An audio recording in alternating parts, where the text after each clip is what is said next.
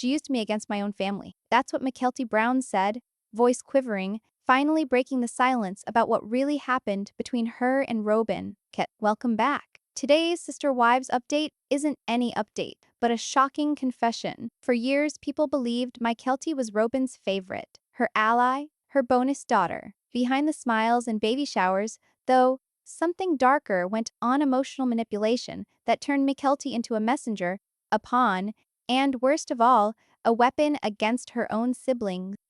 In this video, we take you through exactly how Robyn allegedly preyed on the trust of Mykelti, building a bond that wasn't born out of love, but out of strategy. Stay tuned until the end, because by the time we're done, you'll know exactly how Robyn turned loyalty into leverage, and how Mykelti finally saw through it. Hey crew, let's roll back the clock for a minute, back to when the Brown family still smiled for the cameras, and Robyn had just arrived with that soft voice, big eyes, and I just want everyone to love each other energy. To outsiders, she seemed like a blessing, the calm new wife meant to balance the chaos. But to those inside the family, especially the kids, her arrival changed the entire emotional temperature of the home. Mykelti Brown was young back then, open-hearted, talkative, and eager to please. She'd grown up watching her parents, Kody and Christine, navigate the complexity of plural marriage. So when Robyn appeared, Mykelti didn't see a threat. She saw someone graceful, someone who smiled through tension, someone who looked like the kind of woman her father seemed to adore. And for a daughter longing for peace in a storm of adult arguments, that looked like safety. Okay. At first, Robyn played that part to perfection. She offered Mykelti warmth, validation, and most dangerous of all, attention. While other wives were busy managing homes, Robyn made time for emotional connection. She let Mykelti vent and dream and share things she might not even tell her mom. It felt like friendship, but it was something else entirely: a psychological foothold. And because here's the thing, manipulators don't attack with anger. They recruit with empathy. Robyn positioned herself as the understood one, the victim who just needed someone to listen. And when you make a teenager feel like they're your emotional equal, you blur the lines between guidance and dependency. Mykelti unknowingly became her listener, her comfort, and eventually, her messenger. That's the trap. When love starts to feel like a job, okay? If you go back and watch the early seasons of Sister Wives closely, you can see it happen. Mykelti's the one sitting next to Robyn in confessionals, defending her, mirroring her tone. Viewers thought it was admiration, but now, years later, it reads more like conditioning. Robyn was always telling Mykelti how mature she was, how she saw things so clearly. It sounded like compliments, but what it really did was teach Mykelti that validation came from agreeing with Robyn's version of the story. Christine, Mykelti's mom, even said on camera that Robyn had a special influence on her daughter, but Christine brushed it off, thinking maybe it was just youthful bonding. She didn't realize that every secret Mykelti shared, every loyalty she offered, was quietly shaping the family dynamic in such a way as to create little emotional bridges that Robyn could cross to get to someone else whenever she needed to. Behind the scenes, Robyn was building an image, not just as the new wife, but as the rescuer. She cried easily,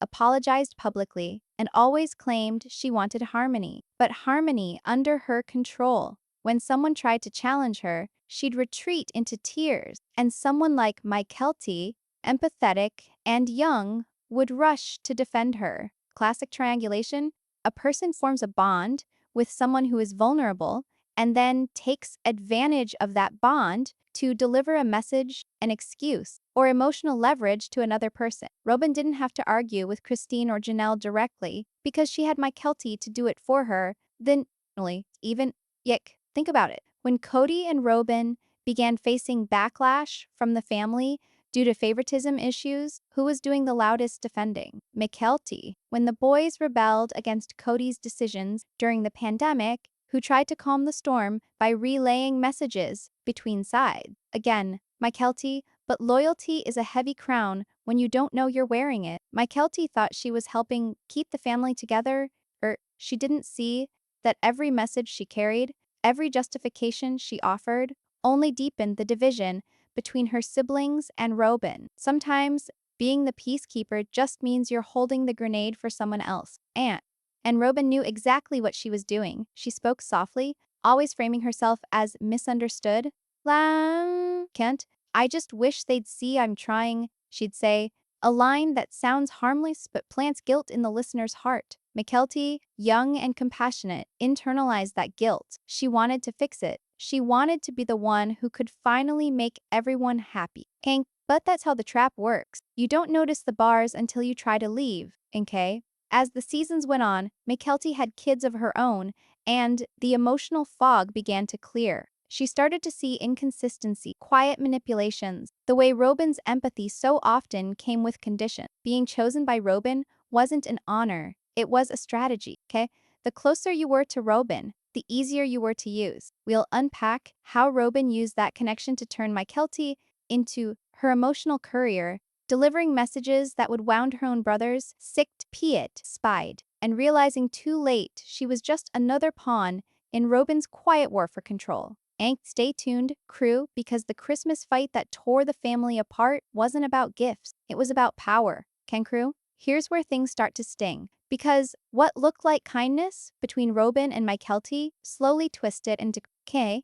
Let's rewind to one of the most painful chapters the Browns ever faced, the Christmas text fight. You remember it. The family was already cracked by distance, resentment, and Kody's loyalty to one home. The older kids felt shut out. Christine and Janelle had already begun finding their own strength. And Robyn, she was tightening her circle, claiming she wanted peace, while quietly deciding who was safe and who was against them. That December, it all boiled over in a group chat meant to plan a simple Christmas gift exchange. It started small.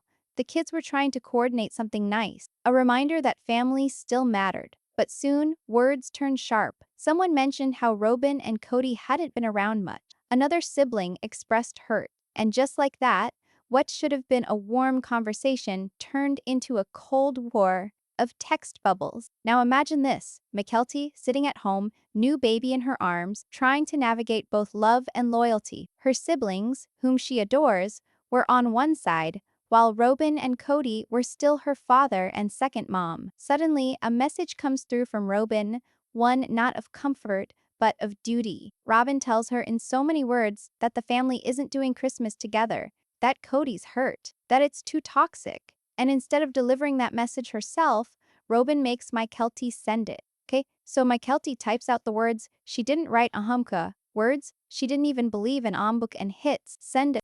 The message that shattered the family came not from Kody or Robyn, but from their daughter. And that is when Mykelti realized she was never the daughter, she was the weapon. Kaganang, Care Garrison, one of Kody's sons, would later discuss how that text hurt. I got a message from Mykelti, he said, saying they didn't want Christmas with us. To him, it wasn't Robyn saying it. It wasn't Kody. It was his sister. That's the brilliant and the cruelty of manipulation when the person delivering the pain has no idea they're doing it. Robyn didn't have to deal with the backlash or the guilt that comes along with it. She could just sit back, sigh, and say, it wasn't me. Meanwhile, Mykelti was left holding the emotional shrapnel, watching her brothers pull away. Let's call this what it is, grooming through trust. Robyn had spent years building an emotional foundation with Mykelti, comforting her, praising her, playing the victim. So, when the time came, Mykelti would naturally want to defend her. When Robyn cried about how misunderstood she felt, Mykelti was there to comfort her. When Kody ranted about his sons, Mykelti listened, believing she was being mature, staying neutral. But neutrality in a dysfunctional family doesn't exist. It just means you're carrying someone else's burden. And that's the dark psychology of it all. Robyn preyed on empathy. She didn't demand loyalty. She inspired it through guilt and affection. And Mykelti, who'd grown up in a home where being good dots meant keeping the peace, thought she was doing the right thing. But what happens when peace becomes silence? And keeping everyone calm means suppressing your own truth? That's when loyalty becomes a leash. Sometimes love does feel like loyalty until one realizes it's actually obedient. And after that Christmas fallout, the emotional consequences hit hard. Mykelti started noticing the shift. Her siblings didn't trust her the same way. Conversations got shorter. invitations stopped. She was no longer just one of them. She was the go-between, the messenger, for the people everyone else resented. And while Robyn comforted her in private, they just don't understand us. Sweetie Shay was quietly feeding that wedge. It's the classic narcissistic triangle, where one person is in the center, the two sides are turned against each other, and a loyal follower is stuck in the middle, spinning in circles of guilt. But it's not Mykelti's heart that was ever the issue. It was her compassion that made her vulnerable. Robyn saw that softness and molded it into usefulness. She didn't need to yell or threaten. She just needed to need her. And Mykelti, wanting to be loved, stepped right into the role. Okay? Later, in interviews where Mykelti opened up, you could hear the heartbreak beneath the calm cough. She admitted she didn't even know if she could trust Robyn anymore. Didn't know if their connection had ever been real or if it was all a setup to keep her loyal. That's not just family drama. That's emotional betrayal at its most intimate. Crew. Not every betrayal comes with a knife in your back. Sometimes it's the hug that holds you, soft tones, and a text message that changes it all. And while Robyn may have thought she was protecting her peace, what she actually did was weaponize Mykelti's love, turning her into a tool, not a daughter. The worst part about being used is realizing it's by someone who called you family. But here's where things start to change, because what Robyn didn't see coming was growth. As Mykelti became a mother, her instincts shifted. She began to see the patterns for what they were. She stopped being the mediator. She started asking questions. And when she did, Robyn's power started to fade. Okay? In the next session, we will see how that awakening has played out. How Mykelti began confronting the emotional damage, questioning everything she thought she knew, and reclaiming the voice manipulation once silent. Because when a weapon realizes it's been sharpened, it doesn't keep quiet forever. The aftermath wasn't loud, wasn't dramatic. It was merely quiet, confusing, heavy. For when you're raised to love people who might also be hurting you, the lines that define right from wrong start to blur. And that's precisely where Mykelti Brown found herself, torn between loyalty to her parents and the emotional bond she thought she shared with Robyn. After the Christmas fight, silence settled into the Brown family like smoke. Nobody spoke it, but Mykelti could feel it. The space, the looks, the unspoken question, whose side are you on? And yet, for years she'd believed that keeping peace meant keeping quiet. Whenever things got heated between her dad and the older kids, she'd intervene, attempting to mediate. And when Robyn cried, and Robyn always cried, Mykelti's instinct was to comfort her. It was how she'd been conditioned, calm the conflict, even if it meant swallowing her own pain. But now, that conditioning was, you can almost hear the confusion in her voice. In her interviews, the way she second-guesses herself, mid-sentence. I don't know if she manipulated me, she said softly, or if she really did care, and just didn't realize what she was doing. That's the tragedy of emotional manipulation. It doesn't always feel like abuse. Sometimes it feels like attention. It feels like being told. Robyn had spent years making Mykelti feel special, inviting her over, calling her sweetheart, giving her emotional responsibilities no daughter should carry. And when people questioned that bond, Robyn framed it as love. I just care about her, she'd say. But love doesn't isolate. Love doesn't assign guilt. Love doesn't make you the messenger for someone else's anger. Love with strings attached is manipulation. Let's break this down for a moment, crew, because what Robyn was doing has a name: triangulation. It's one of the oldest tricks in the emotional playbook. You pick one person, pull them close, and use them to manage your conflicts with everyone else. It keeps you at the center always, the victim, always the misunderstood, one while everyone around you slowly starts to mistrust each other. Robyn did not need to shout to cause divisiveness. She only needed to whisper. When Mykelti carried messages between her parents and siblings, it wasn't just communication, but control. Each side got a slightly different version, shaped by emotion, colored by Robyn's victimhood. That slowly eroded trust. Janelle's kids didn't know what to believe. Christine stayed cautious, heartbroken to see her daughter caught in the middle. And Mykelti, she felt like she was failing everyone. That's how manipulation works. It makes you feel guilty for being loyal. There's a quiet kind of damage that comes from that kind of trust erosion. It isn't physical harm, it's much slower, much more subtle. It's waking up one morning and realizing you don't know who's telling the truth anymore. Asiber. It's second guessing every memory because someone you loved convinced you to doubt your own perception. Kang, that's where Mykelti was. In that fog, she wanted to believe Robyn's intentions were good, but the patterns were Whenever Robyn needed something, emotional validation, sympathy, defense in the media, she'd reach out. Whenever Mykelti needed clarity or boundaries, Robyn would vanish behind silence or tears. No. And still, Mykelti defended her because that's what trauma bonding does. It keeps you hooked on the idea of the person, even when their actions don't match. Hank, from the outside, fans saw Mykelti's loyalty as bias. She's siding with Robyn, they said. But inside, it was survival. When you grow up around control, conflict, and guilt, you cling to the one person who seems calm, even if they're the source of the storm.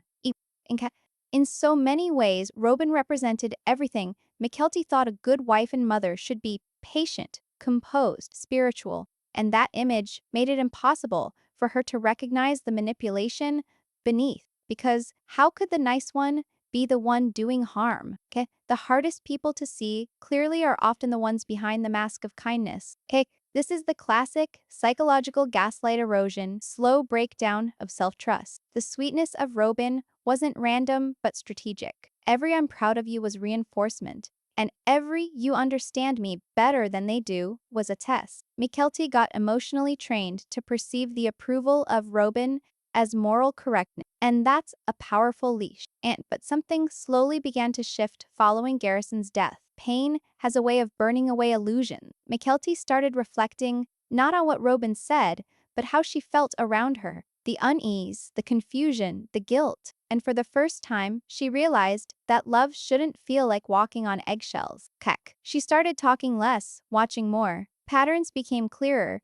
Robyn's tears always came when accountability did. Robyn's apologies always circled back to how she was misunderstood. And every "I love you" was followed by silence when Mykelti didn't obey. That's when awareness began, the first cracks of clarity. Mykelti wasn't crazy, she wasn't cold, she was waking up. And waking up from manipulation hurts because you have to grieve the person that you thought they were. Real healing begins when you stop excusing someone's patterns and start protecting your peace. And by now, Mykelti wasn't angry yet, not overtly, but she was learning, reading about narcissistic families and emotional triangulation and boundaries. The more she read, the more she found her story in every paragraph. It's not about Robyn anymore. It's about the cycle that started well before. A pattern of control cloaked as care, family loyalty used as leverage. And soon, Mykelti would speak publicly, in a kind yet fearless manner, of the truth she had slowly uncovered, the truth that changed her from a messenger to a mirror, showing to the world who Robyn really was. We'll go there, into the public awakening. When Mykelti's voice finally broke free, and her quiet interviews became a coded confession that Robyn's era of control was finally ending. Crew, every awakening story begins with a whisper, that quiet moment when one finally says, "Wait, this isn't love." For Mykelti Brown, that came not through confrontation, but through conversation. Okay? It started with her now infamous Pop Sci interview, the one in which she and Tony sat down to talk about family, faith, and emotional survival. The tone was calm, measured, but beneath the surface, it was electric. Every word carried years of tension. Prompted to talk about Robyn, Mykelti didn't attack. She didn't accuse. She simply paused. That pause told the whole story. "I don't know if she targeted me, or if she really did care," she whispered. It was one line that shattered the illusion that Robyn's relationship with her had been pure. It was Mykelti's way of saying, "I see it now, and I'm still processing it." Robyn, once the self-described misunderstood peacekeeper, had used empathy as armor. But when Mykelti described being used as a mediator, the cracks became visible to all who watched. Viewers immediately recognized Robyn crying to appear fragile while using others, most notably Mykelti, to clean up the mess she orchestrated. When the person who once defended you starts questioning you, then your control is already gone. Hinka, that interview was Mykelti's first act of quiet rebellion. She didn't need to raise her voice. Her composure was the power. For the first time, she spoke without trying to protect Robyn's feelings. She was no longer the loyal daughter. She was a woman seeing the system from the outside. Okay? She went on, nearly apologetically, to say that she didn't trust so easily anymore. I want a relationship with her, she said, but only when I know I can trust her again. That's not estrangement, that's recovery. That's the language of someone reclaiming her boundaries after years of emotional distortion. Behind that statement was something deeper, the understanding that forgiveness doesn't require reconnection. Mykelti wasn't attacking Robyn, she was freeing herself from her. And that's what made the revelation powerful. The crew watching at home could feel it too. This wasn't gossip anymore. It was growth. It was a daughter stepping out of the shadow of manipulation, and learning to define her love on her own terms. And later, psychologists commenting on the clip called it classic post-narcissistic awakening, that stage when empathy finally meets truth. When the person who was once groomed by guilt starts seeing patterns clearly, their silence becomes the narcissist's undoing. Cake, silence isn't weakness. It is sometimes the sound of power returning, and that's exactly what Mykelti's silence did. It forced viewers, and even her own family, to reevaluate everything they thought they knew about Robyn's. It wasn't meekness, it was management. It was emotional calculus designed to control perception. Kank, by the end of the interview, something irreversible had shifted. Robyn's mask of fragility cracked, and Mykelti's calm voice became the truth teller Robyn never expected her to be. Kanik. In that one moment, the weapon found her own reflection and chose to disarm herself. Kang. The verdict of trust is where Mykelti steps fully into her independence, no longer a pawn in Robyn's strategy, but a woman who has turned pain into clarity. In ethic, clarity into peace. Crew, this is where everything comes full circle, where the silence, the guilt, and the manipulation finally meet their end. Because in the moment Mykelti saw through it all, she didn't explode, she didn't fight, she simply stopped playing the game. When someone's been trained their whole life to keep the peace, choosing peace for themselves becomes the loudest rebellion of all.